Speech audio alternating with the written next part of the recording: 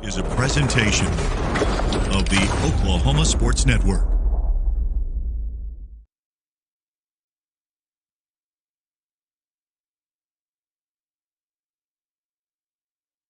Any other use of this telecast or any pictures, descriptions, or accounts of the game without the Oklahoma Sports Network's consent is prohibited. It may not be reproduced or retransmitted in any form, and the accounts and descriptions of this game may not be used without express written consent.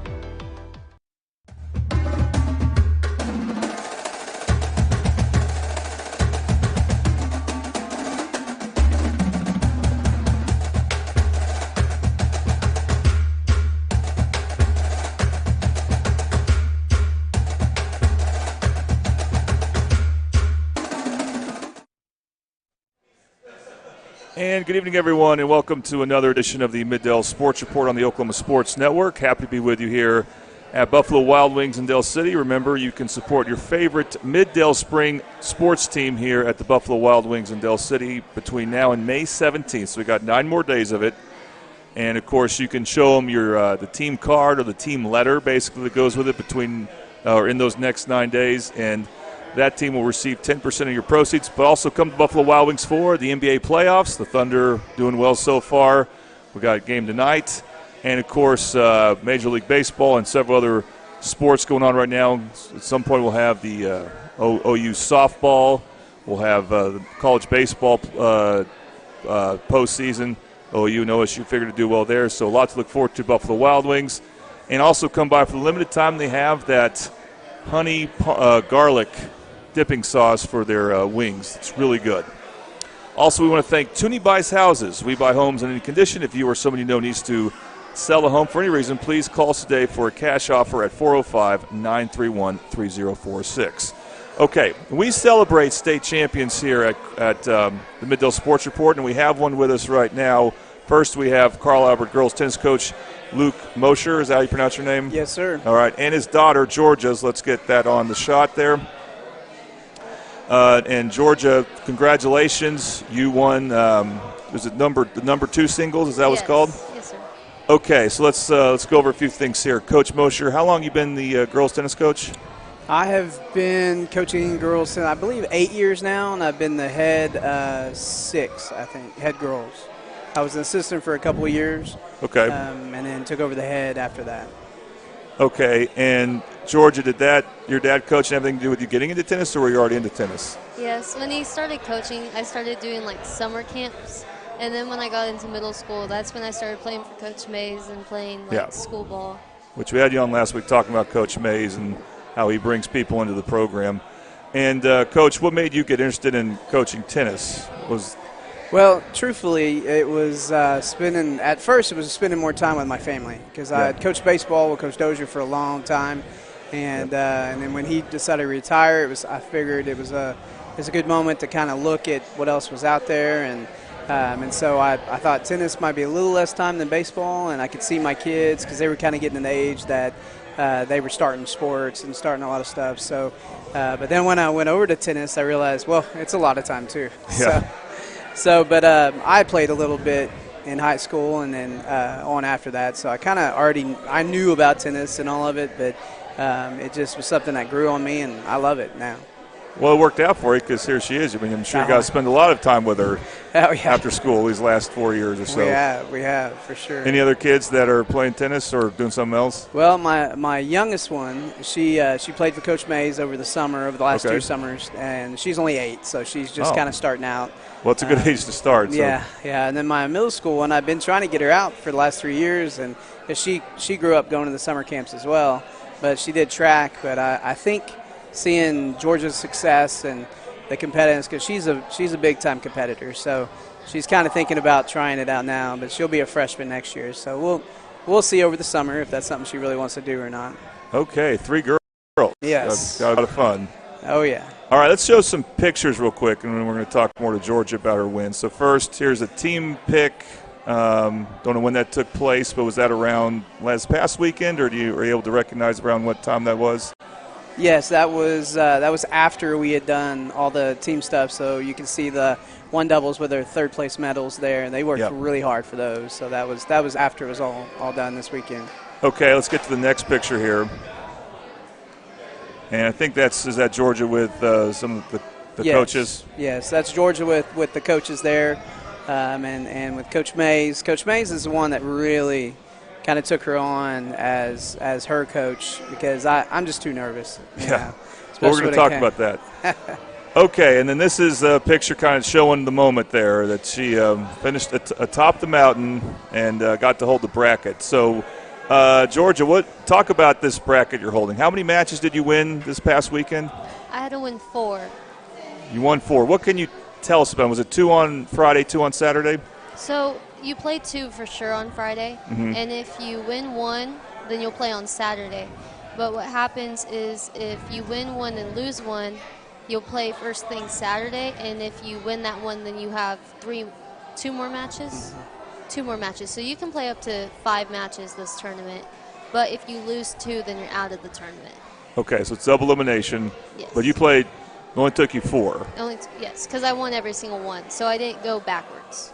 Okay, was there any drama, any tough matches from the get-go, or was it were you pretty much dominating? The Friday, it was pretty normal, but on Saturday, my first match, the semifinals, I was the 4 seed, and I was put up against the number 1 seed. Oh, okay. And so I went into that thinking, I know I need to come in at this hard, and I'm going to have to play good to beat her. And I ended up beating her. And then in the finals match, there was a little controversy with calls and all that. So we ended up getting a line judge called, but it was okay. There was no hard feelings in the end. That's good. Got it. Okay, so let's go back to taking on the 1 seed. Was this a player you're familiar with? I mean, what high school was she from? She was from Holland Hall. Okay. I'm sure they got a good program there. Was she someone you're familiar with, or you only heard about her? I've never seen her. I've never played her before, so it was brand new to me. And how do they even determine seeding? Well, that's actually what I was doing before I came here today, but for the boys. Okay. So you look at who they played and scores, and so your best player supposedly would be the 1, and then 2, 3, all the way we seed through 8, and you basically look at who they played, did they win or lose, and then what was the score. Okay. And that Holland Hall girl had beaten 2 girls earlier in the season that Georgia had played really tight matches with, but had lost really close matches. So that she had an advantage over her in seeding because of that. Okay, and was it best 2 or 3 sets? Yes. Okay, and was it 2 or 3 sets did it take you to win? I never lost a set all weekend. Okay. So it only took 2. All right, you took out some drama right there. Did you start? I mean, once you got to that Saturday round, did you start feeling a little nervous, or were you kind of like, okay, now I expected to get to this point, but I'm not sure what's going to happen after this? The nerves were setting in. My tummy was really upset by the end of the night. I did not feel very good, but I knew mentally I had to be strong, because that tennis is mostly mental. I mean, you have the skills, but if you're not mentally ready and prepared, you're not going to succeed. Okay. And talk about your championship match then. So you probably faced, I'm guessing, a 2 or a 3 seed? Yes, she was the 3 seed. It was really ironic because the top 4 actually got flipped the opposite way. That was kind of cool. But I played the 3 seed, and she was from McGinnis, and she's a very sweet girl. But during warm-up, I saw her, and I got really, really nervous because she looked really, really good. And I was like, I'm definitely going to have to play. It's not just going to be an easy match. I'm going to have to work for it. And starting off the match, she got a pretty big lead on me. And I was like, whatever I'm doing is not working. So I had to change up my strategy a little bit. And then we ended up coming back, and we were just neck to neck that entire first set. And we ended up playing a tiebreaker in the first set. And going into that tiebreaker, I was like, okay, I want this. And so I went and tried my hardest. I beat her pretty bad in the tiebreaker. And then starting off the second set, I just kept that momentum going. But towards the end of the second set, she kind of got her momentum back, and then that really scared me, and that's when I felt really, really sick. I was like, oh, no. And then I was like, I got to turn that off. It's really mental. The whole match is just so mental. Sure. Coach, Dad, I mean, how did you see that last day? Man, any details she might be? I watched it from a distance. I'll just say that. Yeah, I'm a little too nervous, too connected, I guess you could say, to coach her, personally in those moments. So that's why I leaned heavily on Coach Mays. He's kind of that calming voice. He's been coaching for so long. Right. Okay, so were you nervous from the get-go then? Or like from the Friday, or did it more kick in when it got close to the – It more kind of kicked in when I realized, hey, she could actually win these, truthfully, because I knew she would do well. I thought she could place, to be honest, but I didn't really expect her to win at all. That was a very big, pleasant surprise. But, I was actually over with our one doubles during her first set, and I was back and forth, and one of our coaches came over and told me I knew that it was tied, and I didn't even watch the tiebreaker in the finals. I was over on another match, and the coach came over to me and he didn't even kid with me. He just said, well, she won the tiebreaker pretty easily. And I was like, sweet. And so then it kind of sunk in, well, she might be able to do this. You know? So I kind of watched from a distance because I didn't want to be like, I don't know if my presence would make her nervous or not, but it was making me nervous. So I kind of sat back and just let Coach Mays handle her. Okay, well, you got to help a teammate then. No, so Georgia, how often? Like, when do they determine like when you get like a break or a timeout or when you switch sides? So it's all about your scoring. Mm-hmm.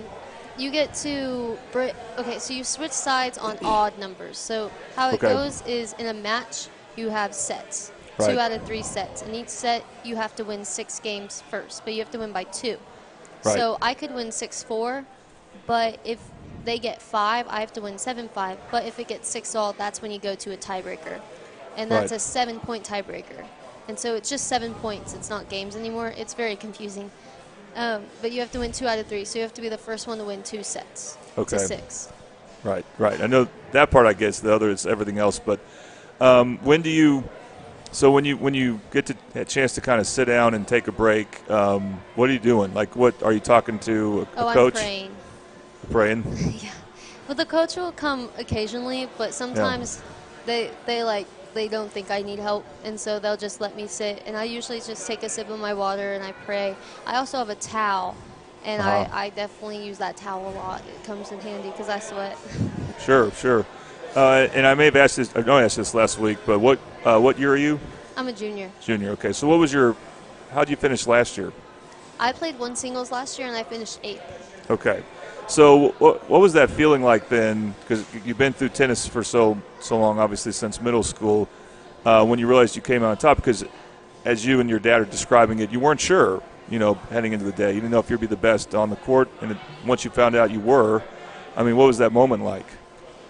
Surreal. Like, it wasn't real. I kept going back and forth. It was really funny because in the video you can see me standing up, being happy, and all of a sudden breaking down and crying, and then standing up, being happy, and breaking down and crying.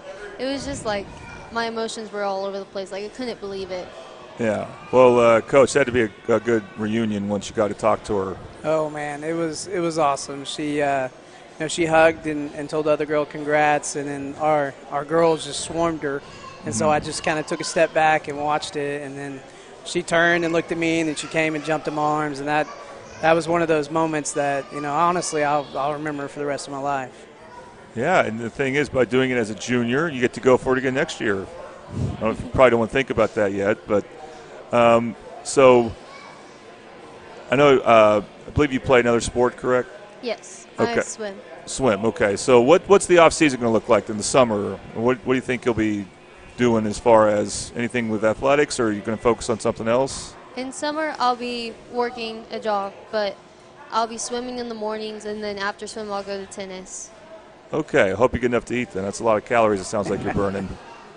Well, that's really cool. And what was it like, though? I mean, you said your teammates came and swarmed you there. That had to be pretty cool that your teammates were supporting you so much. It was so cool. A lot of yelling and a lot of So we have a "See Baby" chant, and one of the girls started that, and that was really cool. You got the "See Baby" chant, and they all just gave me big hugs, and it was awesome. Yeah. So what's interesting is, on that day I was watching that tennis movie that came out. I don't know. Yes. I don't know if you've seen it yet. No. You probably don't need to. But anyway, it's just. But still, you still are watching tennis up close, and it's amazing, when you can hear the crack of the ball hitting a racket really hard, and just the conditioning that goes with it. I mean, when you're preparing for a match, and you played 4 over that weekend, do you make it a priority to drink a certain amount of fluids, or eat? What's the protocol there like? Usually in between matches, I will always drink a Gatorade. And this weekend, this is not very good for you, but I drank a lot of liquid IVs because I knew I needed hydration. But normally it may not be good, but sounds like on that day it's appropriate. I drank them in between my matches this weekend, last weekend. But I always drink a Gatorade and I eat a sandwich. I always bring 2 sandwiches. But they fed us this weekend, so I ate their sandwiches instead. And I would always eat one in between the match. And I love cheese, so I'd always eat cheese. But what type of sandwich is about to ask? So cheese and what else? It's either a PB&J sandwich or a turkey and cheese sandwich. Yeah. But that's about all I eat in between. Maybe a granola bar. But I will drink lots of water. I bring a gallon with me, and then I have my regular water bottle. And so I just fill that up with my gallon until it's empty, and I about drink the whole gallon per tournament.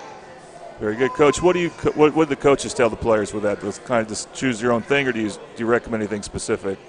So it's pretty much we just try to get them to hydrate, and we do have those liquid IVs just in case that they need to do that. But like for this tournament, because a lot of times it can be really hot for over those 2 days, we buy plenty of Gatorade and water primarily, and try to get them in between matches, taking that, and then having that during the match too.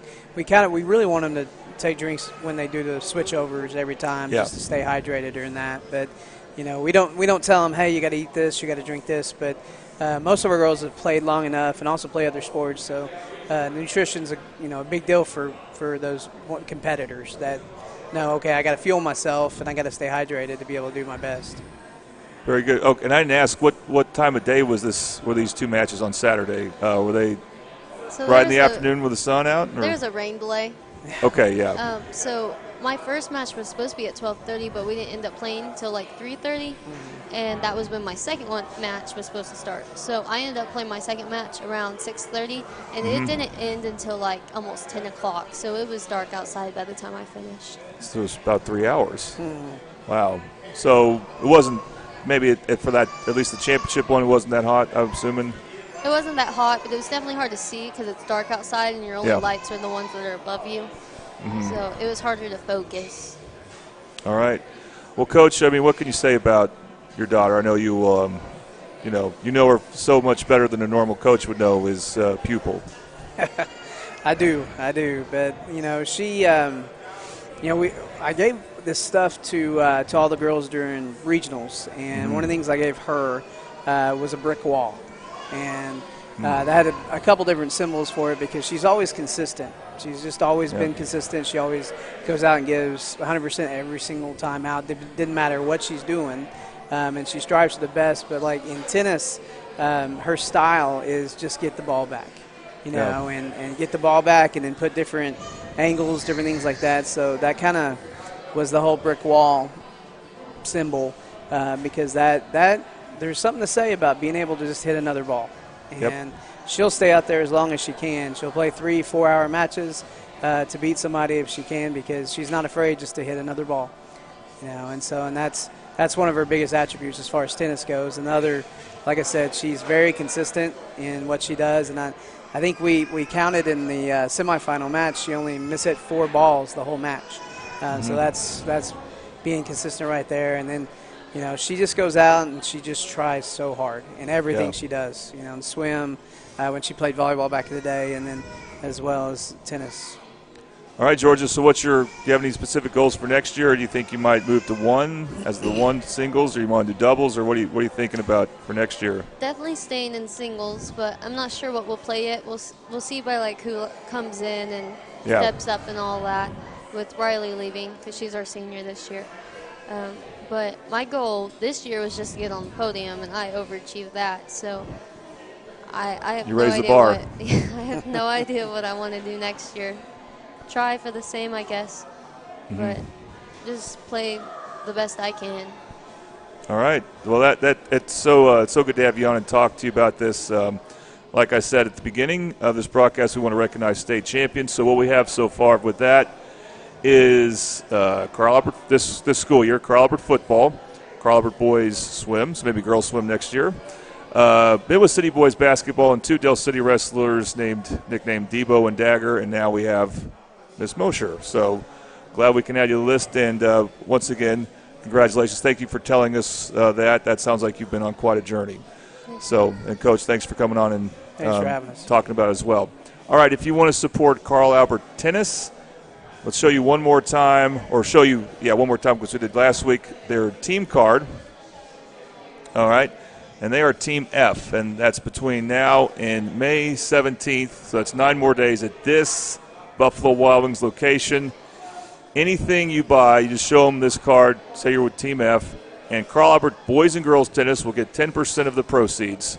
So, again, that's any time of day between now and May 17th. So please come out and support Carl Albert Tennis. All right. Once again, thank you both. And we have Carl Albert Golf, Carl Albert Girls Golf coming up here in a moment right here on the Oklahoma Sports Network.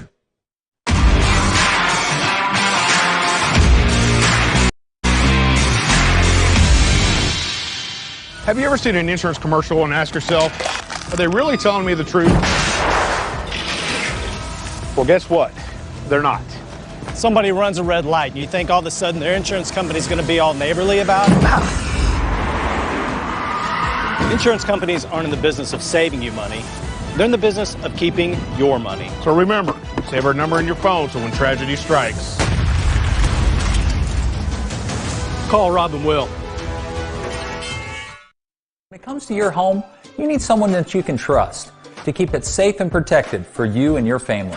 Vesta Foundation Solutions is your local, family-owned company that has helped many homeowners fix and protect their homes. Our engineered solutions can take care of all of your foundation repair, basement waterproofing, concrete leveling, and dirt crawl space repair needs. We take pride in getting the job done right, and you'll always be protected with up to a 75-year warranty. Contact us today for a free estimate. Experience the best wash in town at Tommy's Express. You'll love our open and bright tunnels, easy loading flat belt conveyor, unlimited membership, and free vacuums and mat washers. Experience the difference and visit Tommy's Express today.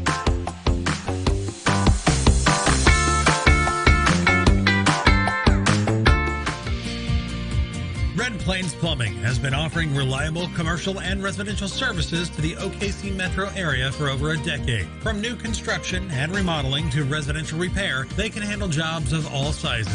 When you need a trusted name in plumbing, it's Red Plains Plumbing. Family owned and operated. Phone 405-769-1922. That's 405-769-1922.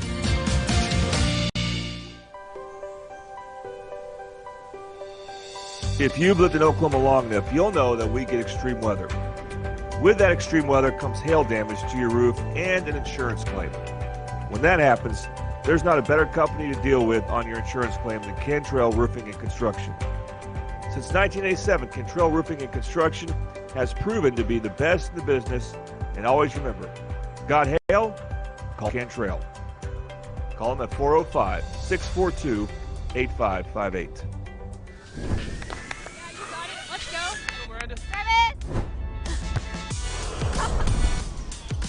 What business do you want to start? I want to start a car mechanic shop. Let's say we go to Scissor Tip. Ready to go get some coffee? Yeah, let's go. You got it. think she was from 1, Rose State. 2, 3. Congratulations, Rose State college graduates.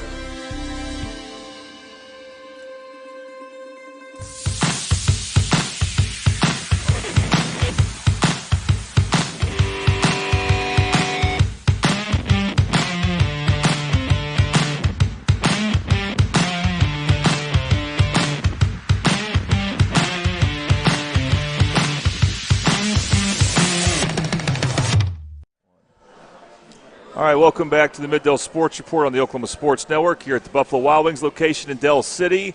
And, of course, we're also sponsored by, and we're happy to be with, Toonie Buys Houses as well. All right, we finally get a chance to talk golf here. We haven't been able to do that this spring, but we get to right now. We're going to talk Carl Albert girls golf with their coach, Boone Copeland. Coach, thank you very much for being with us here. How'd you get into golf? Or specifically, how'd you get into coaching golf here at Carl Albert?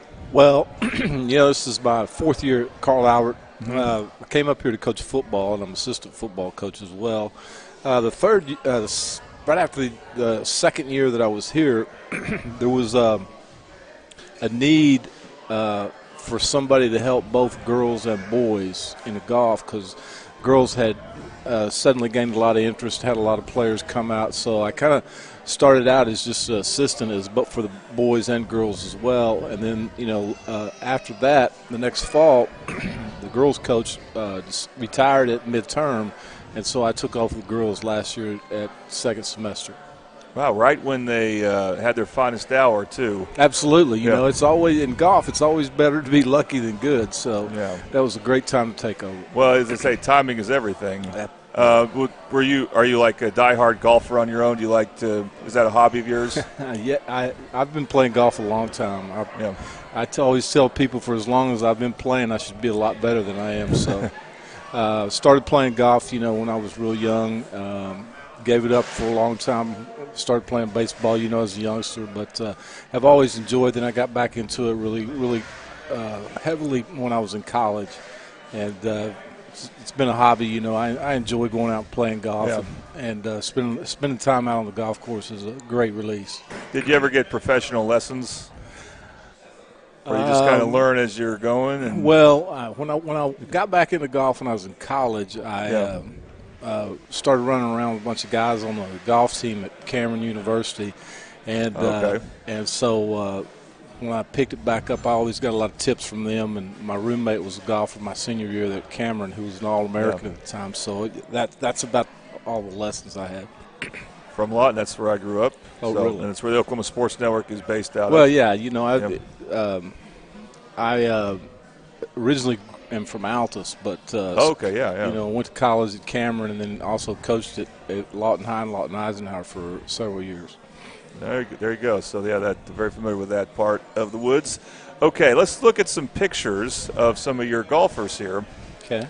So, I believe that's the team when they finished runner-up last weekend. Is that correct? Right, at Muskogee Golf and Country Club. We had a second-place finish, runner-up.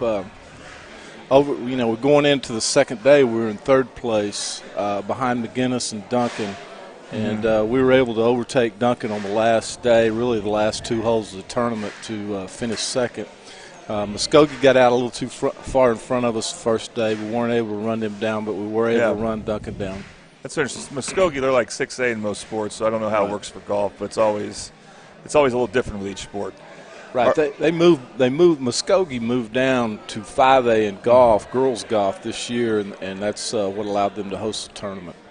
All right, so let's look at the next picture there. So I don't know if you can recognize that golfer, but this is stuff we got on Facebook from the Mid-Del or the Midwest City Beacon. So right, this is the first day. I believe that's Mia Lung right there on a approach shot to the green, chip shot. Looks like she might be coming out of a bunker. Mia had a really great year for us this year. She has developed into a really fine player. And what year is she? She's a junior. She'll be a senior. Okay. So we only lose one from our starting five this year. Peyton Black, who also has had a really good career at Carl Albert. She's finished top 10 in state tournament every year, all 4 years. So she's been a strong player for the Carl Albert Titans for 4 years, and she's going on to play golf at Seminole State College next year. Really good. That's good. So Such Russell, or only he's doing baseball. Right. All right, let's do the next picture there. Okay. Well, I'm going to have to. Oh, that's not good. Oh, that did expand. Can Good I job. do that? Yeah. There you go. Okay. I believe that's Addie McAllister, who's our number 3 player this year. She had a really good year, came on and really improved over last year. Okay, what year is she? She's a junior as well. Oh, junior. All right. And then next picture. That's a picture of Peyton Black right there. That's your senior there. Our lone senior this year. Yes, and she also finished top 10 this year. Like I said, she's finished top 10 at the state tournament for 4 years in a row. Pretty high accomplishment. Absolutely. Okay, next. That's a picture of Mia right there, putting on the green at the state tournament. All right. And Mia won the regional tournament this year as well. So really strong year for her. This is a picture at the Suburban Conference tournament right there. We were fortunate enough to win that tournament. Was score 319, and it's I think the 8th year in a row that Carl Albert's won the Suburban Conference in girls golf.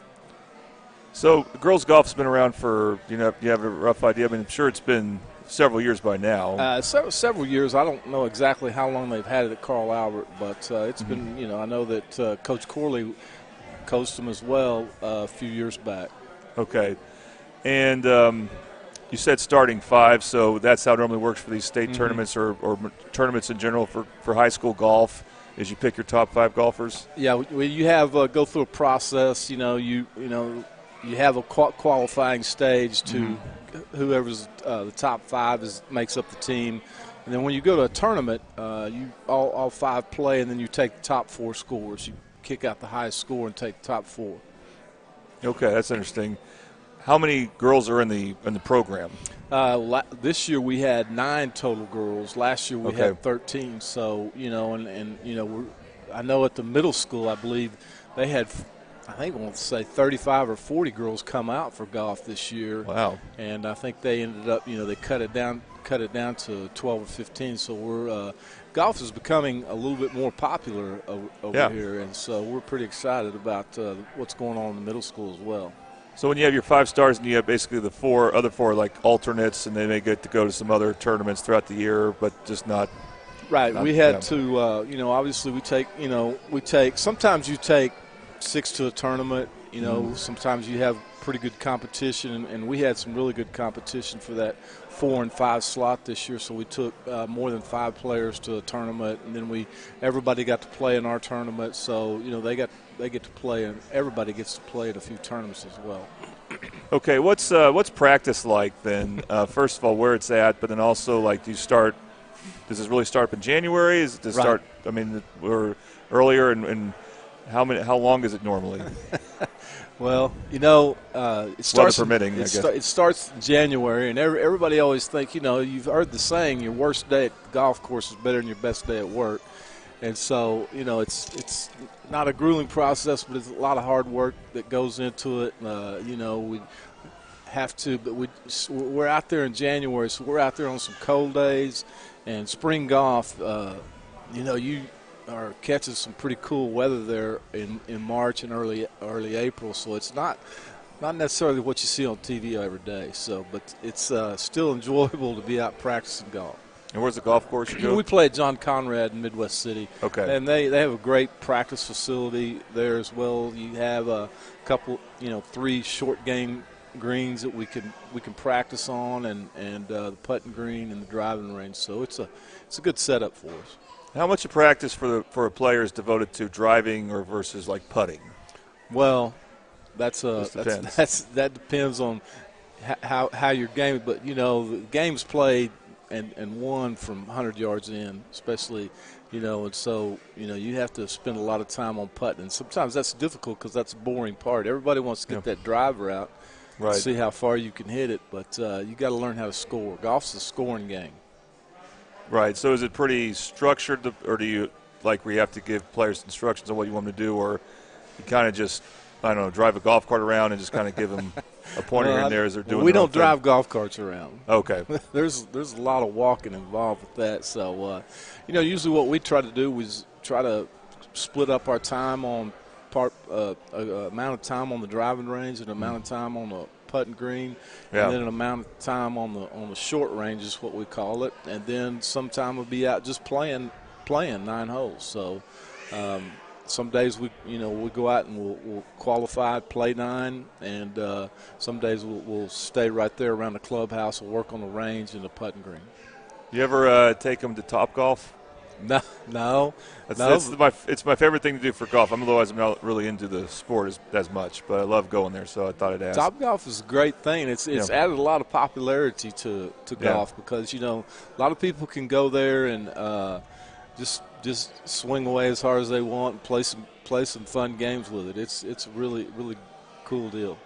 Absolutely. So, are you also help out with the boys? Some of you, Coach Herbert is the name of the boys' coach. Coach Herbert, who's the boys' coach, and they're coming off a really, really high finish for the boys at state tournament, third place. Had freshmen finish in 7th place, I think. Shot, actually yesterday shot 1 under yesterday for his last round.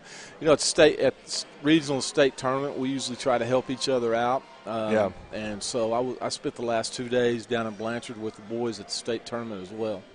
In Blanchard, okay. Well, so that's over for boys? Yeah, we're finished now. So everything's and so now what these guys will do heading into summer is this becomes a very busy time for the golfers because a lot of junior amateur tournaments will start in the circuit. The South Central PGA and the Oklahoma Junior Golf Tour, they'll have tournaments set up, and our guys will play in those junior tournaments and try to play as much golf as they can over the summer and into the fall. And what was the boys' finish? They finished 3rd place. They finished 3rd behind Cassia Hall and Heritage Hall. Okay. And had a really, really good showing. Played really well. Let's go back to last year then. Okay. So Carlsbad girls won their first ever state tournament, I believe, in golf. Right. And that's when you took over as the head coach. Yes. And how can you describe how that went, that team? Because it has to be interesting that you take over a team and they're winning state. So maybe they're a ready-made team, but I'm sure you gave them some good pep talks or some good pointers or something. Well, they were good before I came on there because they had in the 2 previous years they had finished 2nd and 3rd, and then we were able to win it last year, and it was also I believe the first title in golf in Mid-Del history as well. Yeah. And so that was really really neat. They were they were good players. Obviously 2 of those players went on to play college golf as well. And, I thought during the season, we really kind of just started gelling, much like we did this year, and we went to the state preview tournaments, a tournament they have before the state tournament, so everybody could play on that course, and we won that actually. And at that point in time, I thought, we might have a chance at winning it. And, then we came back and one of our players, Ryan Ashley, was actually injured, and she didn't get to play in the regional tournament, but came back in the state tournament. That's really what pushed us over the top. That's exciting. Well, that's quite a program that's being built, and it sounds like if you got that much interest at the middle school level, it's going to continue to be built. Well, it's it's becoming a lot more popular. Like I said, I love golf. A lot of people, it's a great sport that you could continue to play long after you have to hang up your baseball cleats or your football cleats Definitely or football, your basketball shoes, and I enjoy it, and spending 4 hours on the golf course with your friends or whatever is very enjoyable. All right. Well, thank you for coming on and getting to talk golf. And again, they were, it's still a great accomplishment to finish runner-up. Even though they won the state title the previous year, so maybe it felt like a letdown a little bit. I don't know, but well, that's obviously raised the bar. It's a little bit different. Same thing happened this year. We were kind of playing, and then all of a sudden we go to the state preview again this year, and we won that. And I thought, going into the season, I didn't know what it was going to be like, because Right. we lost, Cameron Zuniga and Ryan and Rylan Ashley, but then we started playing, just started playing better. And after that, I thought, well, we might have a shot at it again. And, lo and behold, we got pretty close. Okay, and you'll have a dynamic team coming back next year. Hopefully we will have some good players coming up from the middle school. Yeah. And four of our top 5 are coming back with some competition, and I think I think they look forward to getting out there and compete. All right. And what position do you, or what specifically do you coach in football? I coach the tight ends. Oh, you get to coach Marcus James? Yes, I do amongst coach others. Marcus James. Okay. Well, coaching's a lot. It's always you're a lot better coach when you got those good players. Yeah, it helps. It helps. Looking forward to spring ball and Monday, right? Yeah, we're actually going to start Tuesday. Tuesday. All okay. the baseball guys, track guys will get all their gear track checked in from after this weekend. We'll get after it on Tuesday. All right. Well, Coach, thanks for coming on. I'm glad we could talk about this, and hopefully we can feature your team more if we're on next year earlier in the season. That'd be awesome. Thanks for having me. Especially with all the talent you got there. All right. You mentioned baseball. Well, you're going to see coming up, of course, Carlsbad baseball. They're going to play this weekend. They got a first-round game less than a day from now, less than 24 hours. And you're going to see an interview I had with 3 of their players, and then we'll talk live to their coach, Ryan Whiteley. That's coming up right here on the Oklahoma Sports Report.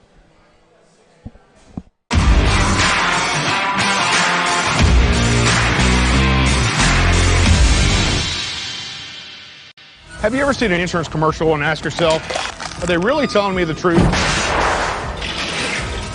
Well, guess what? They're not. Somebody runs a red light, and you think all of a sudden their insurance company's going to be all neighborly about it? Insurance companies aren't in the business of saving you money. They're in the business of keeping your money. So remember, save our number in your phone so when tragedy strikes, call Rob and Will.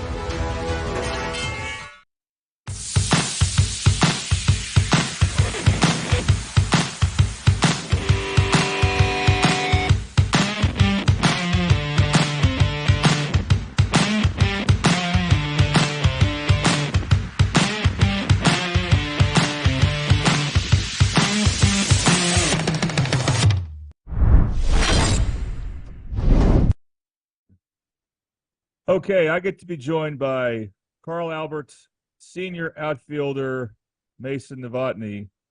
Mason, thanks for coming on with me here. Now, I said outfielder. Of course, you were a center fielder last year, right? Now you're going to be in left field. Is that correct? Yes, sir. Yep. And that's because one of the things you had to overcome this year was some injuries. Let's start there. So you had a shoulder injury. Is that right at the beginning of the season? Was this in practice or in a scrimmage? It was in my second scrimmage back from my knee surgery that I had in December. Okay, so you went from having a knee issue to a shoulder issue. Yes, sir. Okay, and what was the prognosis with the shoulder injury? So basically, I dove for a ball in left field and just landed on it wrong, and my shoulder was dislocated, and I got an MRI on it after they got it back in place, and it was a torn labrum. So. And you elected not to have surgery, correct? You're playing through that injury right now, right? Yes, sir. I went and did some PT to get it as right as I can, and just been playing through it. And what Coach told me, Coach Wiley, a few weeks ago, is he wasn't sure if you could play in the outfield. He thought maybe you would need to be DHing, but you got back out there in left field. How were you able to do that? I got on a program with my local PT group, the guys who helped me with my knee, and they strengthened me up as best as they could in about 2 or 3 weeks. And I just kept pushing on Coach Whiteley that I feel good enough to play in the outfield, and just begging him to give me a shot. And it ended up working out pretty well for us, and I feel really good to be back out there. Yeah, and that allows Tanner Norman to DH, so that's really good for the team. Yes. Now, you're also been batting ninth for the most part. Is that correct? Yeah, I've been bouncing around a little bit, some 6, some 7, some 9. So, okay. Yeah. Last year, the leadoff hitter. So when you bat ninth, is the idea behind that just being like an extra leadoff hitter when your turn comes up? Yes. Yep. Okay. And talk about how the regional went. So, I mean, you guys, as it was kind of expected, you guys would win. So it seemed like I saw the tail end of it, a very business-like, win for you guys to get to state. So, what can you say about how that went for you individually and your team? For me individually, I think I had around 10 plate appearances and I only had one at bat. I didn't get a whole lot of strikes throughout the regional. I was 1 for 1, so I was happy with my performance. But I think as a team we played great. Been hitting the ball well, just executing jobs. That's what Coach Whiteley preaches in practice is executing jobs. Whether that's running a guy over, hit and run. Just doing whatever you can to scratch runs across, because we have a lot of trust in our pitching and defense. And Coach Whiteley always preaches to us, just get past that 5-run mark. And offensively, that's our game plan. Just get to 5 runs, and we trust that our defense and pitching can help us get wins by doing that. So I think we followed his direction well in the regional, and the offense was firing on all cylinders, and so was pitching. And I think it went really well. What's the biggest difference from going to left field from center field? I imagine, you're still playing against some good right-handed hitters who can hit the ball a long way to left field. So is there just a different mentality there? I wouldn't say it's too much of a different mentality, covering a little bit less ground. And at least at our home field, the wind was consistently blowing out to right field. So just learning how to play that kind of crosswind for left field can be tricky. But my sophomore year, I was a left fielder, so it wasn't all too different for me because Jackson Holland was in center and I was a left fielder. Yeah. So, I'm no stranger to left field. It hasn't been too big of a adjustment for me. And when preparing for your games this weekend, which you hope is more than one, hope for 3 games, but the main focus now is Sapulpa. Do you guys watch film of them, or what? How does practice go heading into this tournament? Yeah, so yesterday it was kind of a strange day because of the weather, and they canceled after-school activities. So we didn't get all the work in that we would have liked to. But I think we'll watch some film and just do whatever we can to prepare for who we think that we're going to see on the bump from Sapulpa. And we're just we're mainly focusing on just hitting what we think we'll see. So that's about how practice has been. So. Okay, and of course we're recording this on a Tuesday, so Monday after school there's some sketchy weather, but looks like a great forecast for this coming up here. Any thoughts about this? You're a senior, so you're done with school, and it's basically all you're doing for Carlsbad right now is baseball, and this will be it after this weekend. Is that something you're thinking about? Is that sunk in? Yeah, it's really starting to sink in. After senior night in the regional, it was starting to hit me. I think it'll really hit me after state, but really all I can think about right now is baseball. So, yeah, to answer your question, yes, I've been thinking about it quite a bit, and we're just trying to have the best attitudes we can in practice and just soak in these last few days of it. So. And you're hoping, of course, to play in Bricktown. Have you played any games in Bricktown before? Yes, my sophomore year we played McPherson, Kansas in Bricktown, so that's pretty cool. But yes, we're hoping to play again there on Saturday. Okay, well, I think you guys have a great shot at it, but some tough comp obviously coming up. Well, Mason, thank you very much for your time. Yes, sir. Thank you, Jordan. All right, I get to be joined by Carl Albert right fielder Easton Perkins. Easton, great to talk to you. So, you were playing first base for much of the season, right? Yes, sir. Is that kind of your natural position? That's where they had me, like, pretty much throughout my whole high school career. That's what I played during the summer too. But I started making the transition to outfield when we needed some help out there. Okay, and what is that like during the season to move to the outfield? Because I imagine that's a whole new ball game. What was the practices like for that? It was a lot different from infield, but it was just kind of thing you just gotta just get up and go and you can't really skip a beat. And it wasn't that hard. I've played outfield most of my life, but I feel more natural at first. Right. Did you get a lot of practice, in the sun, Oh, yeah. and then with winds and all those conditions that can make outfield playing hazardous? Sounds like it. So, also, I mean, you made the most of your chance to play full time. What was it like transitioning to that? Because last year, you're playing behind a lot of good players. Yep. So, and now you get a chance to play every day. What was that? What was that like for you to be able to get that opportunity? It felt really nice for my time to come. It was hard just to sit behind a bunch of great players like Tanner and Chase Lashley. But now, since I'm like the starter now, it feels really good. I feel like I put a lot of hard work into it. And what's I don't know are you familiar with your batting numbers? Not really. I just know. I mean, I'm a pretty good average hitter. Yeah, and talk about how you did at the plate and even in right field in your regionals, because obviously you guys played really well in the regionals all as a team. But how do you play individually? I've hit the ball pretty well. I got on base every time when all my at-bats against Altus, which that's pretty good. And I had a couple ribbies, and I feel like that's all. Just pick each other up. Have you had a chance to we're taping this on a Tuesday evening. Have you had a chance to look at Sapulpa and get familiar with their pitchers? I know you played them once earlier this season. Yeah, we're watching them. We're trying to recreate what they have going over there with our machines and with our pitchers. So yeah, we're trying to have it similar. And of course, your goal is to play at the Bricktown Ballpark this coming Saturday.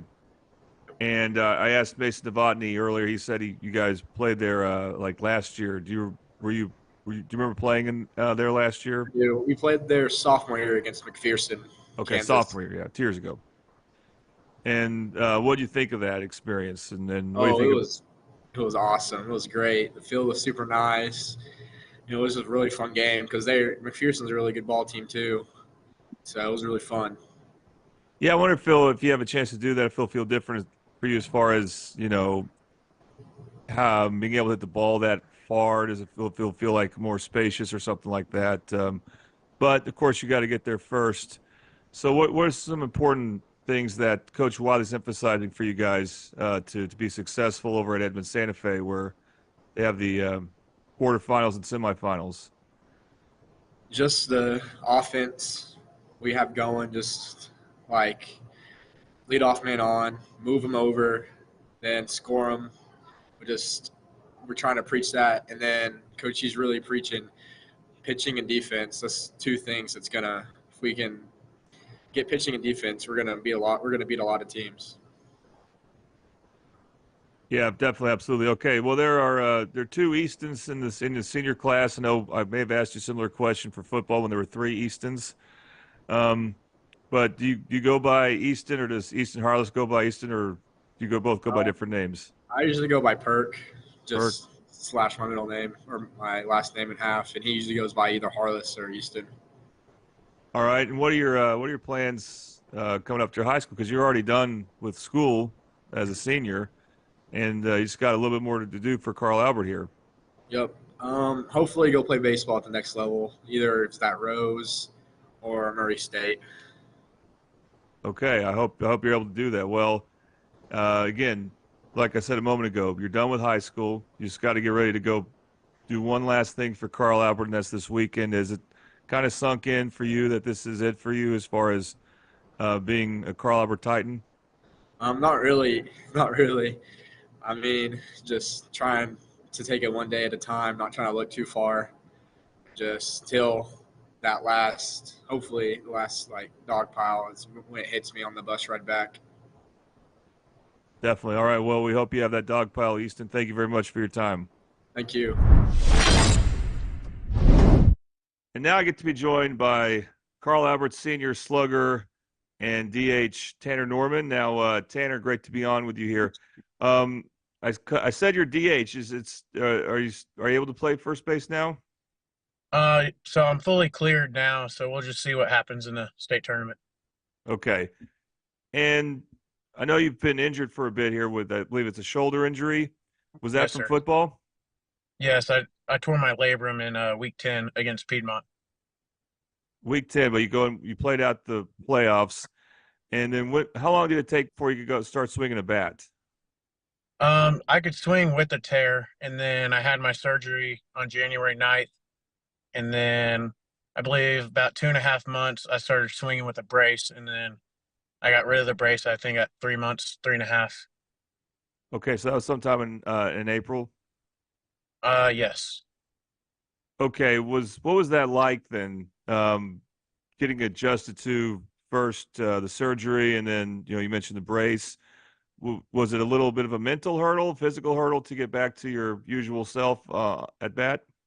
Definitely both mental and physical. So like usually I'm used to a full off season of being able to prepare and go through all the training with the guys, and then kind of just jumping into the season, and then also allowing myself to swing 100% was definitely a mental battle. And then the physical side, just getting my strength back up and used to swinging a bat and seeing pitches again was a challenge as well. And when did when did you hit your first home run of the season? That was against Lawton Ike. I think that was in our Bill Tip. I think it was in the Bill Tipton. It was probably about 3 weeks into playing. Okay. Did that feel like, hey, now I'm off and running? Was that a good feeling to get back out there and show you still had that power? It definitely felt good. I didn't even get all of it, so I still knew I wasn't fully back. And then I hit one the next week against Guthrie. I cleared the house out in right field at Guthrie behind the right field fence, and that's when I knew I was back to normal. That's right, and you hit one, I believe, against Del City, and I think you had at least one in the regional against Altus. Or what can you say about how you – go ahead. So I did have one against Del City, and then I had one up in Kansas. Okay. But in the regional, I only had one recorded at bat. The rest of the time I got walked or hit. Yeah, okay, so I messed up there. But is that what you expect now? A lot of times, do you expect to get kind of intentionally walked or pitched around? It's part of it being a bigger guy, especially a left-handed bat. I expect some guys to challenge me up and miss pitches, but hopefully when they miss, I'm not going to miss. So I just got to lay off stuff that they try to get me to chase and have a good approach at the plate. You also mentioned batting left-handed, and I always found it interesting. You throw right-handed. Sure. Was batting left-handed just something that came naturally to you? Yeah, that's where I picked it up in T-ball. I started throwing righty then, and I was hitting from the left side. So. Now, did you ever think about becoming a switch hitter? No, that wasn't ever really in the picture. I mean, my dad also, we both wanted me to hit left-handed, so that's just the side I was comfortable on, and it worked out. Okay, well, obviously you've meant a lot to Carl Albert Athletics, playing football, all those state championships in football. You got one in baseball. You're hoping for another one. And now this is it for you. As a senior, you're done with school. This is the last thing you'll be doing for Carl Albert really is this weekend. And I've asked a couple other your senior teammates that. What's that feeling like knowing, hey, this is going to be it for you, wearing a Carl Albert uniform and stuff like that? It's kind of hard to picture because, you don't really know what it feels like for it to be over until it is. So we've all talked about it, and, we got one more practice left for the rest of our career as a Titan. So it's all turning into reality, but it's really hard to put into words how it feels until it's actually going to happen. Yeah, and of course, we should mention this interview is being recorded on a Tuesday night, so you're about to have one more practice and I believe a team dinner on Wednesday. That's why we're doing this interview now. So what's the preparation been like for Sapulpa? I know you didn't get a chance to practice yesterday or Monday because of the weather, but what have you noticed or anything interesting about the Chieftains, a team you beat last year in the semifinals? They're a good team. They've got a bunch of returners. They got a big righty on the mound, so that's what we're expecting to see. If they run somebody else out there, we'll be ready for that too. But, we just prepare for it how we do any other game. We did get to practice yesterday. We got out there early, so we still got about a 3.5, 4-hour practice in. And then today we had a long practice from about 2 to 6, and then tomorrow will be a little bit lighter. But really, we've just been focused on the defensive side, keeping it clean, trusting our pitcher, and then, the offense is going to go to work. Most of the guys are hot right now, so should be a fun one. Now, your teammates have told me that you did get a chance to play at the Bricktown Ballpark a couple years ago. Mm-hmm. Do you feel like, even though it's a professional ballpark, it's AAA, a lot of future Major League Baseball players play there, but as a high school player, do you feel like you could reach the right field fences if you have the right pitch? Oh, yeah, no doubt. I've been out there before, and I've hit some out in BP on that field already and hit a couple in game off the wall, so the field size isn't much of a challenge for me. Okay, well, maybe we'll have a chance to find out. I know that's the goal, is to be in Bricktown this Saturday. So, Tanner, thank you very much, and hopefully we can see you out there. Yeah, thanks for having me.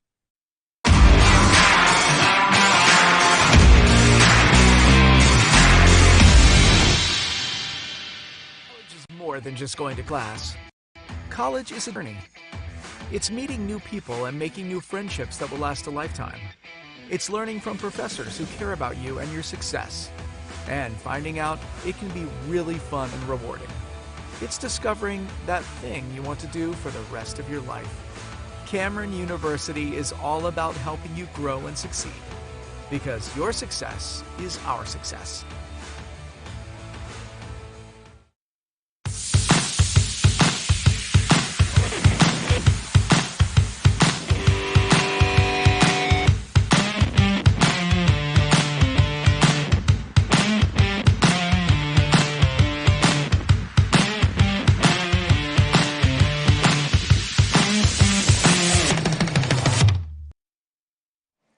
All right, welcome back to the Mid-Dell Sports Report on the Oklahoma Sports Network. We're back here live with you at Buffalo Wild Wings in Dell City, where you can support your favorite Mid-Dell spring sports team. That includes Carl Albert Baseball, but really most of the spring sports teams we have, baseball, track, tennis, and soccer.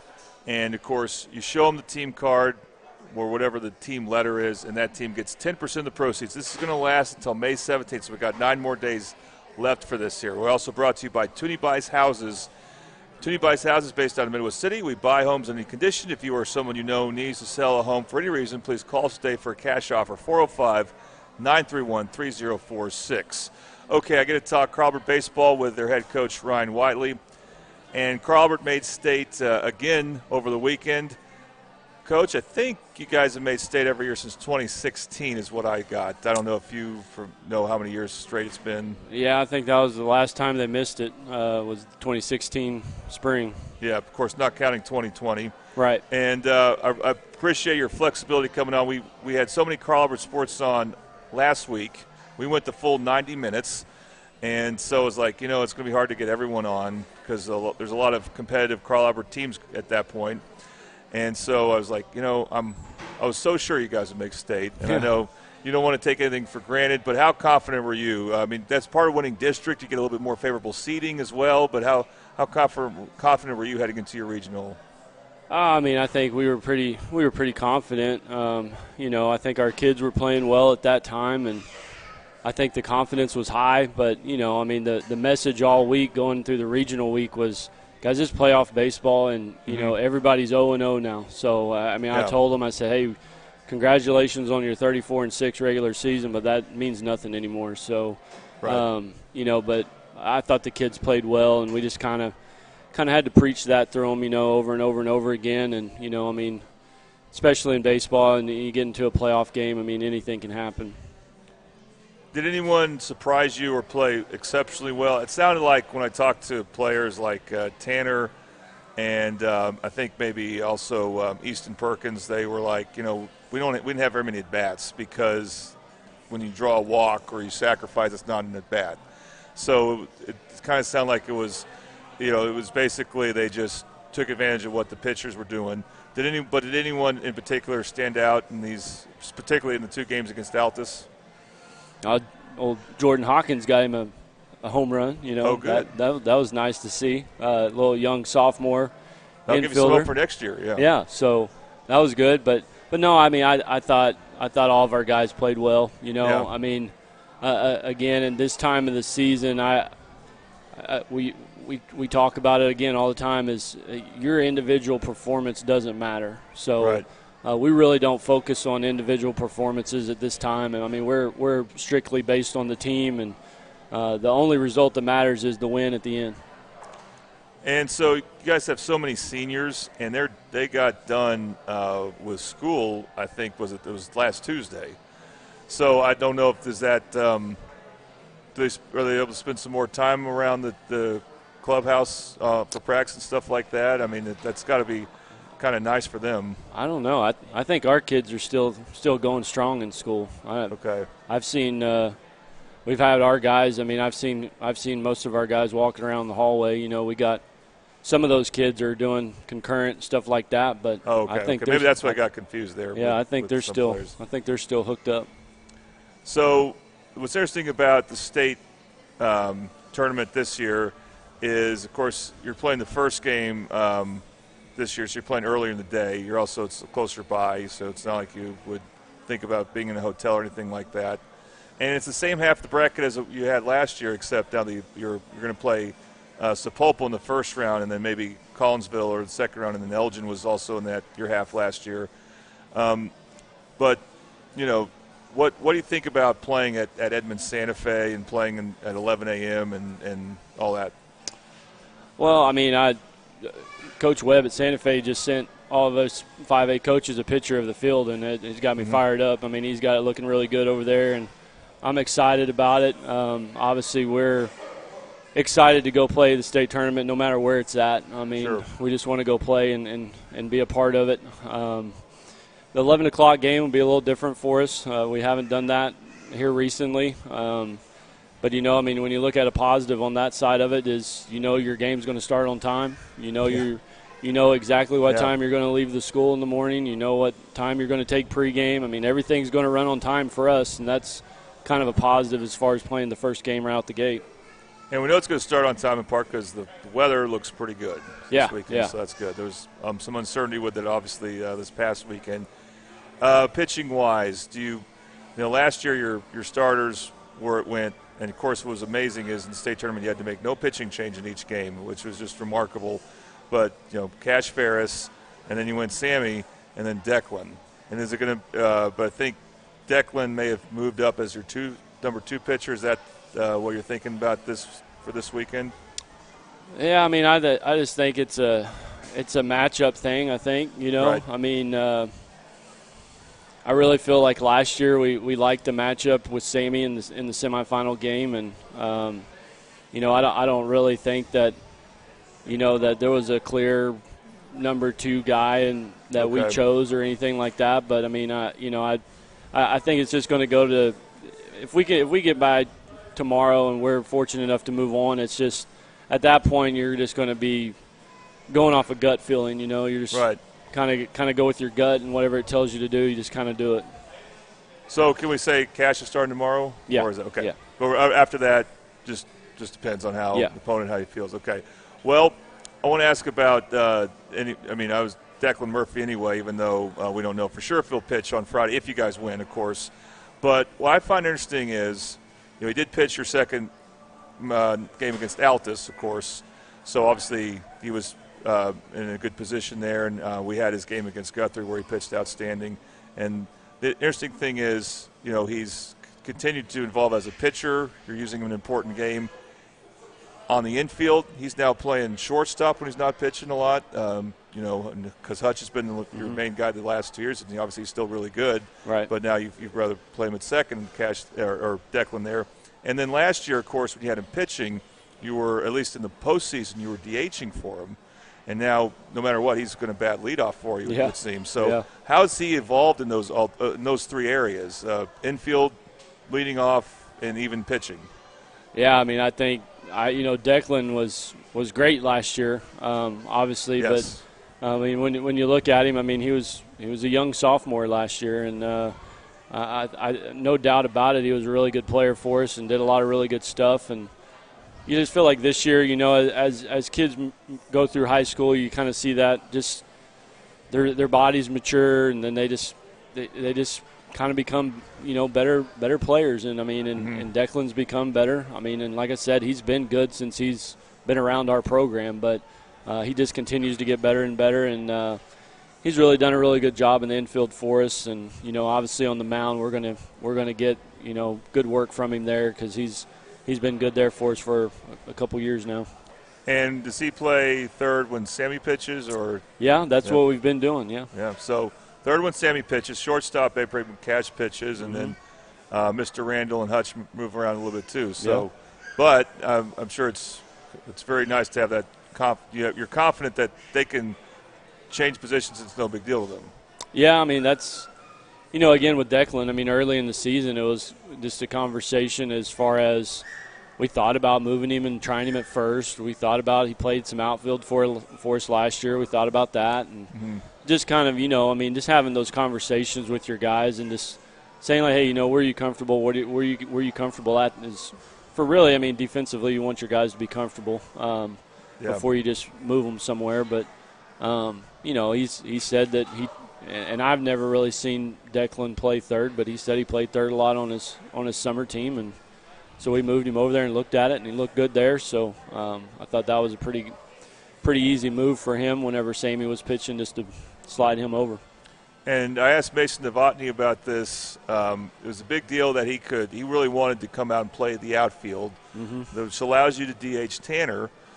How do you feel like that's gone now that he's playing left field? He's probably not 100% because he's had multiple injuries there, but. That's where he's at now, and that gave Tylen Holman a chance to, which we're going to ask more about him in a bit, but mostly the everyday center fielder, I would assume. Yeah, I mean, Tylen's been kind of splitting a little bit of time there with Devontae in center now that Mason's back. But yeah, like you said with Mason, I mean, he's kind of worked his way back into the everyday left fielder out there for us. And the thing about him is, I mean, he may still kind of be a little bit banged up, but, with that shoulder. But, I mean, it's you're going to get good effort from him. You're going to – I mean, he's just he's been a staple in the program for a long time, as a senior. And it's just – I don't know. It was just kind of a move that we felt we had to give him that opportunity. And, I mean, and he hasn't given us a reason why not to leave him out there. So, I mean, he's been doing a great job. And then you also moved Easton Perkins. He's been mostly a first baseman. You moved him to right field. And, of course, he's, during the football season, he's an offensive lineman. Yeah. So I'm like, I don't know, can he run enough? And I guess the answer is definitely yes for baseball, right? Yeah, he's sneaky fast. He can move a little bit. So, but yeah, he's done good out there too. It's quite an adjustment, I would think. Yeah, and he's practiced it a little bit. He did it a little bit last year, not really ever in a game, but he kind of practiced it. We practiced him early there this year, just in case something were to happen and we needed him out there. And sure enough, it happened. So, but again, Perk's one of those guys. He's gonna go do whatever you need him to do, whatever you ask him to do, and not skip a beat. So, I mean, I feel pretty confident we could put him just about any position on the field, and he's going to be pretty good at it. And I asked Tanner this, but I'll ask you, is he available to play first base, or do you even need him to? Well, I mean, he said that he's cleared, but, I don't know that we'll put that kind of stress on him right now, just kind of coming off of that and not throwing a ball in so long. I mean, I don't. It would have to be a very unique situation to get him out there. And Mr. Randall and Kaysen played that position well, of course. So. Yeah. All right, let's talk. Well, okay, a few more things about your players, and we'll talk Sapulpa. So I meant to put this picture on, but I saw it on Facebook. You had it was earlier today. You had 3 seniors sign. Yeah. I think Sammy chose Connors State. Yeah, Sammy's Connors. And Tylen Holman was at Redlands. Redlands, yeah. And then the third was Mr. Randall. Of course, have to specify when I say Mr. there. And that's hold on, don't tell me I have this. It's in Oklahoma City. What was that called? NAIA school. Okay. Starts with an M. Oh gosh, I had it. It's on the tip of my tongue. It's all Mid-America. Mid-America. Yeah. Okay. Well, that'd be exciting to see that these guys are gonna keep playing. Yeah, no doubt. That's I think that was numbers 5, 6, and 7 for us this year of guys that are going to get the opportunity to play at the next level, and that's big. I mean, I'm so excited for those guys, and we still have a couple others. Perkins is still out there looking around, and I know Harless has mentioned some things about possibly pursuing that direction, and hopefully if that's the direction those guys want to try to go, that we can find them something kind of a late pickup here at the end. But that's great. I'm really excited for those guys to get to go on and play. The two Easton Harless, your everyday catcher this year, had big shoes to fill replacing Jackson Brown. Yeah. But so you mentioned you have 4 guys that signed before. Obviously we know Hutch, Tanner, and Cash. And who was the 4th that signed for baseball?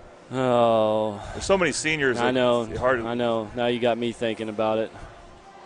Oh, geez. I know Hutch was going to Seminole. And I just found out from Tanner. You said Tanner Murray. Murray State, which is actually in Oklahoma. I got him confused with there's I guess a Murray State that's Cash Division I. OSU. Yeah. I could have swore I counted them up at practice the other day, and this is bad. I'm forgetting, but I think there's one more. Well, I forgot Mid-American, so I can. Yeah, I know. Yeah. I got to catch a break there. God, who was it? Well, I don't know. We'll be sure we'll get that out there for our broadcast because we're going to broadcast the game. So we'll do a little bit of research about that.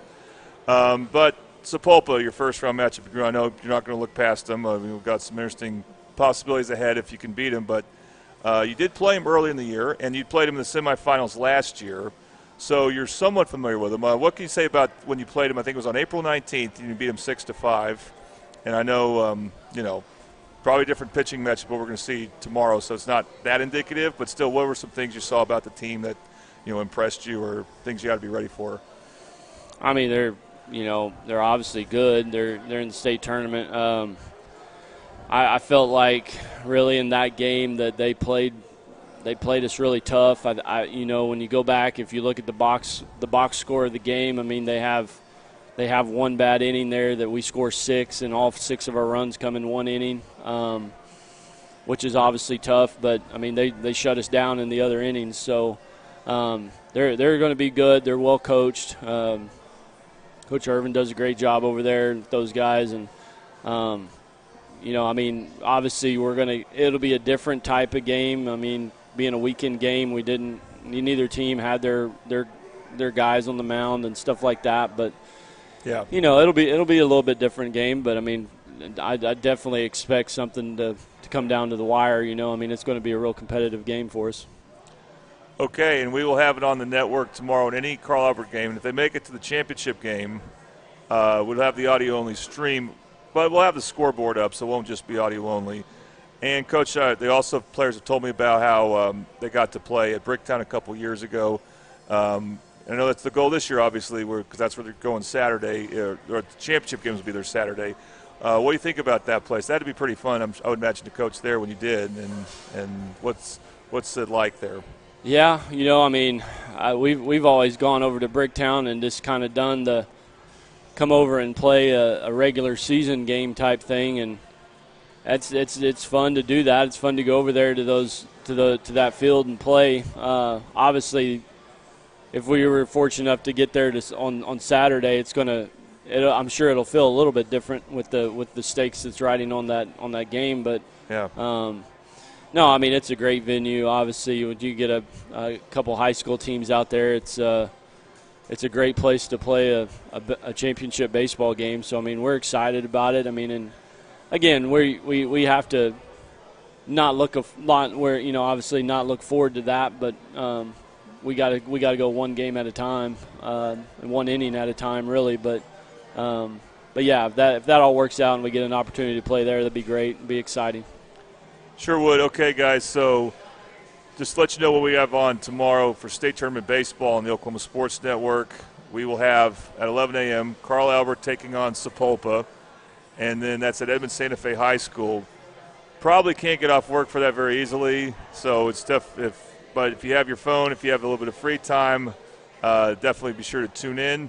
And then after that, we'll actually have on the network, if they win, you can watch who would they play next. It will be the winner of Elgin and Collinsville. And that game will be the next game we have on. I believe that game starts around 1:30. And then whoever wins the Crawford-Sapulpa game, Elgin-Collinsville game would play at 11 the following Friday or the next day. And if it's Elgin or Crawford, either or both win, we'll have that game on the network for you. And actually, we'll have some Newcastle baseball, and they have a really interesting matchup against one of the powers in 4A, Blanchard. That game won't be until 6:30 p.m., but those will be the 3 games we have on for you. And then finally, if you want to support Carl Albert baseball, here's a team card. Let's go ahead and pull it up. You can get that on second there, and there they are. That's actually Carl Albert Tennis. So if you want to show the letter there, it should be towards the end. There we go, Team B, Carl Albert Baseball. Got 9 days to support them at this Buffalo Wild Wings location any time of day in those next 9 days, and 10% of what you get will be going to Carl Albert Baseball. Just say, hey, we're with Team B, or you can show them a picture of this graphic there. Anyway, Coach, thank you very much. We look forward to your game tomorrow. And that'll do it for this week. But, hey, one more thing, Coach. If you win, can you bring your team back next week? Think you can try to do that? Yeah, absolutely.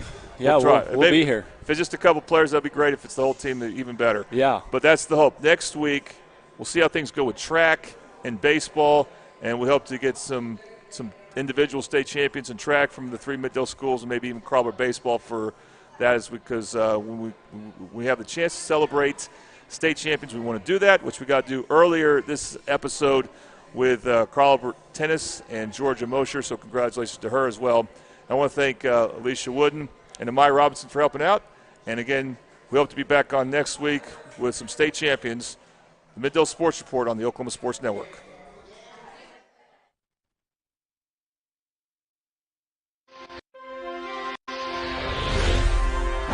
Thanks for watching this presentation of the Oklahoma Sports Network.